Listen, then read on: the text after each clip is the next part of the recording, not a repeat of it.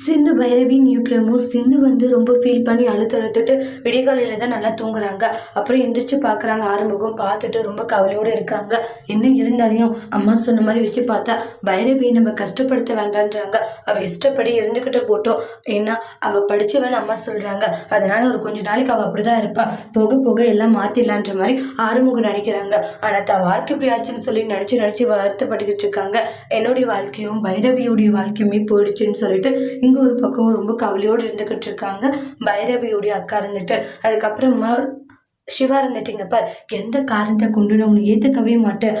நீ தான் தப்பு பண்ண, பொய் சொல்லி கல்யாணம் பண்ணன்றத கண்டிப்பா நான் நிரூபிச்சே ஆகுவேன் அப்படின்னு சொல்லிட்டு சொல்றாங்க. இதை கேட்ட உடனே ரொம்பவே ஷாக் ஆகிட்டு இருக்காங்க. என்ன ஒரே அதிர்ச்சியா இருக்கா? என்ன தப்பு பண்ணதெல்லாம் நீ தானே, அதுதான் எங்கடா உண்மை வெளியே வந்துடும் பயப்படுறியான்னு சிவா பார்த்தீங்கன்னா சொல்லிக்கிட்டு இருக்காங்க. இங்க பாருங்க டாக்டர், சரி நான் எந்த ஒரு தப்பு பண்ணல, நீங்க என் மேல தாலி கட்டினது உண்மைதான்றாங்க. மறுபடியும் போய் மேல போய் சொன்னேன், நடக்கிறதே வேற அப்படின்னு சொல்லிட்டு சிவா கோவப்பட்டு பயங்கரமா சண்டை போட்டுக்கிட்டு இருக்காங்க. எதுவுமே பேச முடியாதுதான் நின்றுக்கிட்டு இருக்காங்க. சிந்து இருந்துட்டு நீங்க பாருங்க, நீங்க என்ன நிரூபிச்சாலையும் நீங்க என் கழுத்துல தாலி கட்டினது உண்மைதான்ற மாதிரி சொல்லிடுறாங்க. அதோட இந்த பிரமோவை முடிஞ்சிருக்காங்க. தேங்க்யூ.